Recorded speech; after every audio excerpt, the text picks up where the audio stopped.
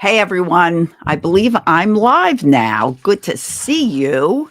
I left this little thing, a little banner up that says claim your free calm toolkit at dayofcalm.org. I left it up because if you didn't join me for the Day of Calm and you did not know about this, that's available on the website dayofcalm.org. If you want to see more of the calm classes, our trainings, they were amazing. You can go to my YouTube channel at at Pumped Up Parenting. Good morning, good morning, good morning to whoever's here. So let me open up Facebook so I can see who's here because somebody's here and I don't know who it is. I don't know who it is. Hold on. Hold on. It is, let's see. Let me see if I can do this without sound. Hi, Miranda. How are you? Good to see you. I hope you're doing fabulous. So, very good to see you or hear you or, see your message, see your comment. I hope you're doing well. Have to let me know that you're doing good. Okay. So today we're talking about your children lying because it's often a question asked. I even just had a question asked by a mom of I believe the child was 2, 2.5, asking me, "Why is my child lying at 2 years old?" I didn't think I'd have to ask this question. So, I'm doing really well, thanks. It's good to have you around, I love you. So, I wanted to address this and talk a little bit about lying and why kids lie. So, let me tell you a few things, first of all. First of all, from the very youngest of age, from birth, we're always telling stories with our kids. We're acting things out. Even as babies, we're holding up a toy and we're talking about it. Excuse me. And we're talking about it and we're, waving it to them and, we're changing diapers. Their siblings are telling them stories about a toy. Storytelling is always a part of life from the very youngest of age. And because of storytelling, that is basically what a lie is. What's my hair doing? I don't know. It's basically what a lie is. A lie is a story. So they are taught to tell stories from the youngest of ages. So, number one, storytelling isn't so odd. It's accepted. We do it during play, we do it at all times. So that's where they learn to tell stories. But how does it become a lie? So a lie is normally told when a child is afraid that they're going to get in trouble. So if they think they're going to get in trouble, they're going to lie. So it also depends a lot on how you react to mistakes, to failure, to something happening by accident. If you react aggressively or you punish them or it's an immediate discipline issue, then they too are going to react in a fear-based way, which is creating a lie to get out of being punished. So, a lot of their setup for wanting to lie is created out of fear. Another way that lying is created, and it's a very innocent way, is when, say, they're with their grandparent and you tell your parent, please don't take them for ice cream because they've had so much sugar this weekend. I really don't want them to have more. And your parent, their grandparent, loves to take them for ice cream. And instead of saying, "Oh, well, can I just take them for a little bit or can I take them for something else?" They take them. Now, the grandparent, although innocently isn't doing this to be intentional, will say to the child, "Don't tell mom," or "Don't tell dad." Or you or another parent may say the same thing. When we tell a child, "Don't tell," we are giving them permission to lie because now When somebody else says, "So, what'd you do today?" and someone has instructed them not to tell, they now have to make up a story, a lie. And so often, you or one of the caretakers in their world actually give them permission to lie. And that is why it is so important not to say, don't tell somebody this. Don't keep, don't tell, keep this a secret. You should have a belief in your house that we don't keep secrets. We don't keep secrets here. We tell what's going on and we don't worry about being punished because if you're telling me the truth, I will listen and I will help you. I will not punish you. We will figure out what the solution is together. We take responsibility for our actions. So if a mistake happens, it's merely us admitting that a mistake happened. So those are all the ways that lies are created. And one of the biggest ways you can prevent it is the way you react to an accident, to a mistake, to a failure, things like that. So it is important to remind children, and, I'm going to just stress this a little more, to understand that your home is a safe home. This is a safe place. My relationship with you is safe and secure. You can always trust me to tell me whatever you need to tell me or ask me whatever you need to ask me. I am your safe place. I am the person that will always keep you safe and give you sound advice to help you through any struggle. I am not going to punish you for telling the truth. Does that mean there may not be consequences? Yes, there may be consequences. And if consequences are understood in your family, if you discuss with your kids that we all have consequences, when we do make good choices, they come out with good consequences. When we make not so good choices, they come out with not so good consequences.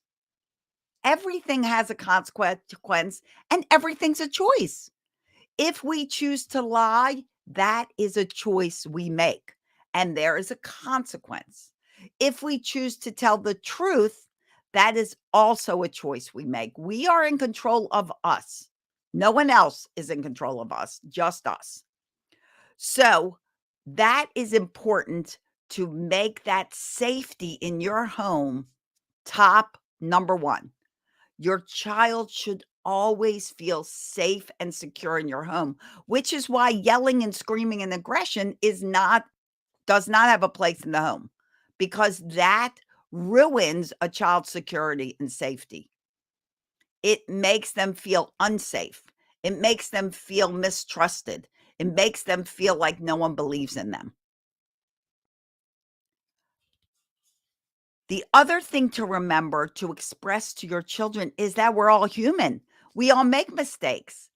And sometimes to help a child feel more secure in that, it's great to discuss your own mistakes. You went to work today. What went right? What didn't go right? You know what happened today? Today I was trying to write this paper for my boss, and oh my gosh, I don't know. I got distracted. Before I knew it, I was supposed to have it done by lunchtime, and lunchtime comes around, and I've got a good another half hour to work on it. Good another. Is another a word? I don't think that's a word. Anyway, I've got a half hour more to work on it. What did I do? I had to go in and talk to my boss, and I felt very kind of defeated. And I had to admit that I got distracted and I need a half hour more. Talk about situations that come up in life for all of us, not just children, every one of us, our kids, our bosses, our teachers. That's why they're car accidents. They're accidents. They're mistakes. We all do it because we're all human. Remember that when you're talking with your kids and working with your kids, to offer them choices. on things that are negotiable in life. And if you're trying to work out a situation, say there's a bullying, or maybe your child, you got a phone call from school and you got accused of excuse me, your child got accused of something, and you're trying to get the full story out from them. And they're kind of telling you a warped story from what you heard. Do you believe what someone else said, or do you believe your child? You start by believing your child. Now, say they're not willing to talk about it. That's a good time to talk for you to tell a story about a situation, not your child, somebody else. And what would you do in this situation? Give them a choice. Would you do this or would you do this? Say someone got in your face and they were getting really mad and you were getting angry. Would you hit them or would you go for help? Or would you walk away? Or would you say, I'm sorry that you feel this way, but I need to go walk away and do something else because I don't want to listen to this. Give them some options, and that choice of what they might do in this scenario might lead them to talking more and telling the truth of something that actually happened. Really try to be like the analyst. Try to get into the real reason for the lie. And when you're talking, like, sometimes parents will just throw it in their kid's face. "Why are you lying? You're lying to me. I know you're lying to me. I know it. How do you know it?" "I know it because somebody else told me this happened." Well, that's not really what happened. Or, "I just know it because somehow you know it." Maybe you asked them if they took the chocolate from the cabinet and the chocolate's gone and you found a wrapper under their pillow. So you know by evidence that they took the chocolate, and they're like, "No, I didn't." You can dive deeper. You can ask more questions. The more questions you ask, the more answers you'll receive. There's a thing in coaching and counseling when you're talking to people called the 5 whys. And person states something, your child, and then you ask them why based on what they just said, and then they elaborate on it. And then you ask them why on the next thing they just said, and then you elaborate on it. You go to 5 whys till you start really hearing the truth of what actually occurred if the conversation is starting with a non-truth. You have to explore a little more and a little more, okay? One thing I wanna tell you, sorry for the paper rustling, is that, like I discussed before, how we're all in charge of our own emotions, our own regulation, our own responses. We're all in charge of that. So you need to be in charge of you and stay calm. Your child tells a lie and you scream and yell and call them a liar is not helping. Also, if you are constantly labeling them as a liar, guess what? You're setting up that negative expectation for them that they will live up to. If you want them to live up to being an honest person, start calling them honest. Start giving them examples throughout the day where they can be honest with you. Give them encouragement not to lie. Okay, so stay calm. Use storytelling as a tool. Tell a scenario. If they're not talking about it, like I said, tell a story about it. Give them choices. What would you do in this situation? Would you do this or would you do this? If you ask them what would you do in this situation and they don't have an answer, great time for a choice. Well, I think I don't know. I don't know if I would either do this or this. What would you do? And then you encourage them to make a choice. Discuss that. Discuss what you would do. Encourage conversation. Don't just accuse. Don't just yell. Don't get all angry. Don't immediately punish. Calmly approach the conversation so they feel safe to talk about it. And let them know, everyone in your home, that honesty is the policy in this house. And if you are being honest, there is no punishment. There may be consequences, and consequences and punishments are different. And if you're in the Tranquility Tribe, which if you're watching this, you are, there is a masterclass on consequences versus punishment and what a consequence means versus a punishment. Punishment does not teach, consequences do.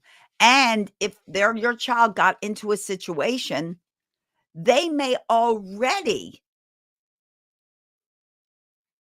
experience a consequence. If it's something in school, if it's something that happened with their friends, they may already experience a consequence.